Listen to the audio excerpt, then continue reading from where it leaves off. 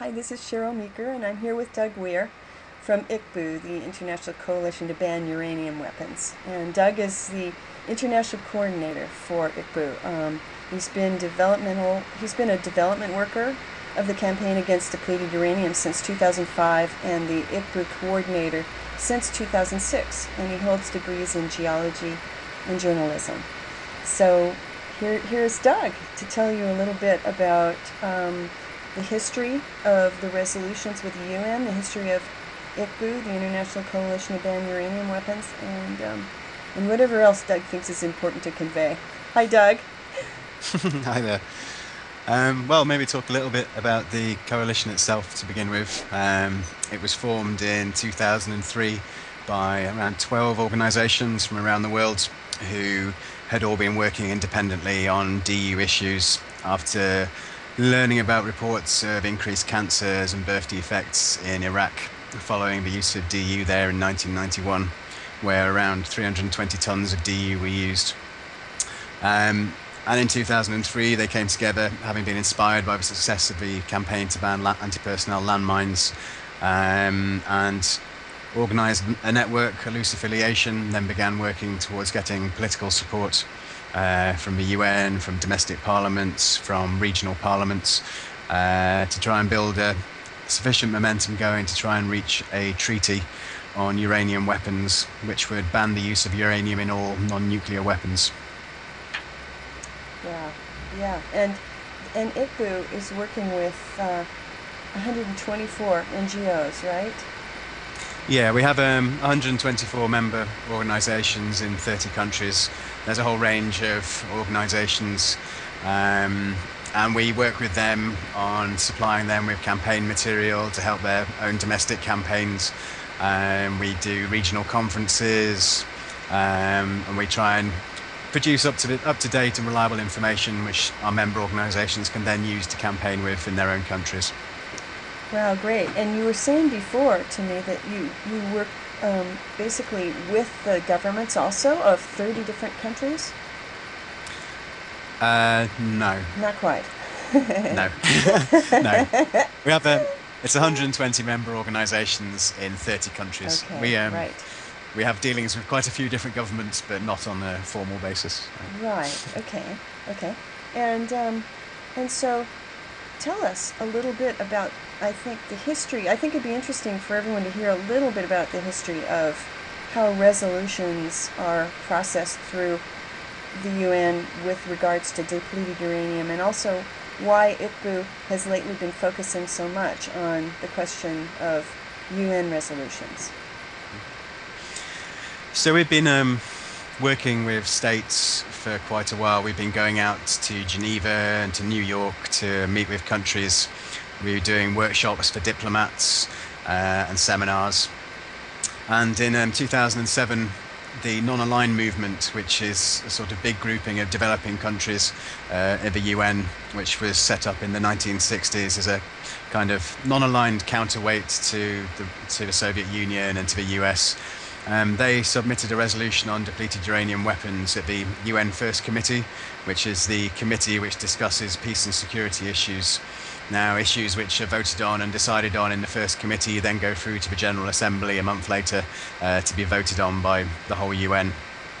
And Indonesia had submitted this text on behalf of an online movement, and it was probably the first time within the General Assembly context that a text had been submitted and voted on by it's around 130 countries in the end, which really sort of got into writing the fact that there are health concerns about DU and that DU has a potential to damage human health and damage the environment.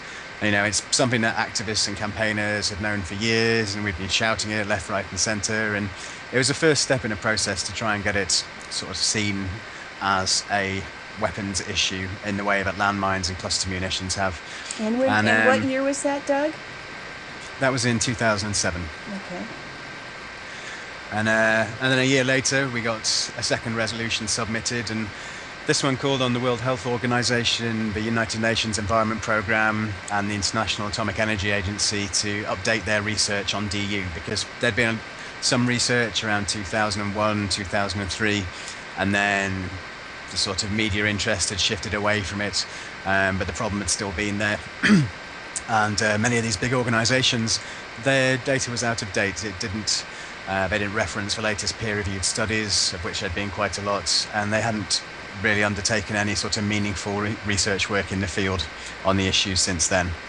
And so this resolution got passed by 141 states to 4. The 4 who voted against were the UK, France, the US, all of whom used DU weapons, and then Israel, who are obviously strongly allied to the US. And so 2 years has passed, and there's going to be a third resolution submitted at the UN this year. And so we're now looking at ways to try and move the debate on, and we've identified some issues which we're hoping will come up in this resolution in the autumn.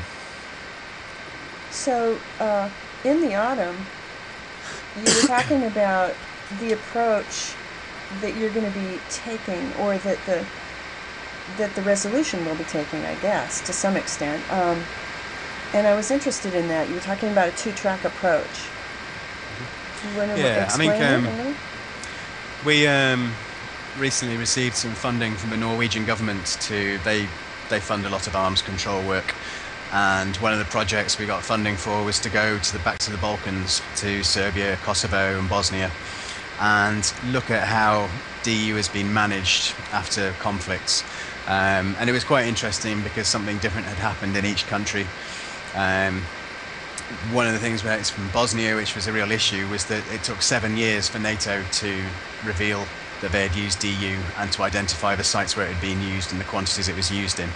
And obviously in 7 years, a lot can happen. And particularly at one of the sites, which was a factory, big local employer, 400 members of staff, and they'd returned to work after the conflict and had found funny, strange bullets they'd cleaned up with dustpans and brushes. They had no idea that there was radioactive or chemically toxic material in their factory. And when word got out, obviously it had a huge impact on their business. And so this is kind of a new area for us, and interesting to see firsthand.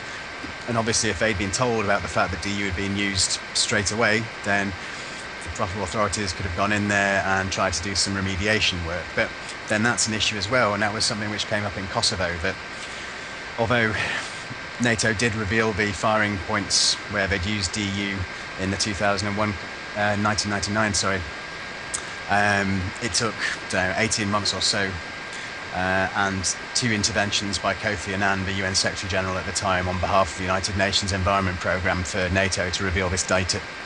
And so in Kosovo, they did get the data, and they have just over 100 contaminated sites. But Kosovo completely lacked the capacity to be able to manage these sites and to deal with the decontamination. And that's kind of a huge problem, really. And then we went on to Serbia, and Serbia, for a variety of reasons, did have some capacity. They had expertise, they had political will, and they've spent a huge amount of money decontaminating the comparatively small number of sites that they had. And they're very clear that, you can decontaminate a fair amount, spend an awful lot of money, but you'll never get rid of all the contamination. So the lessons which we really sort of learned from this trip were, one, this issue of transparency, that you need to if you use DU, then people need to know where it's being used and in what quantities it's being used. Because otherwise, how can you clean up? How can you warn people to stay away? And how can you do any of this work? And if it were landmines or cluster munitions or most other weapons, there are norms there in international law that sort of state how you behave, and one of those is to transfer data on where you've used these weapons over to the domestic authorities so they can take steps to protect civilian life. The other issue is this one of capacity, that states recovering from conflict are very rarely in a position to be able to undertake this sort of really expensive, time-consuming and technically rather challenging work to actually decontaminate sites. And so we couldn't really foresee a time where, most countries recovering from conflicts would be in this situation where they can throw lots of money at it, send in all these experts, and then obviously things you need a low-level waste repository, a nuclear waste repository where you can store this stuff for indefinitely, essentially, because it stays radioactive for such a long time. And these are the kind of things which just don't operate particularly well in post-conflict environments.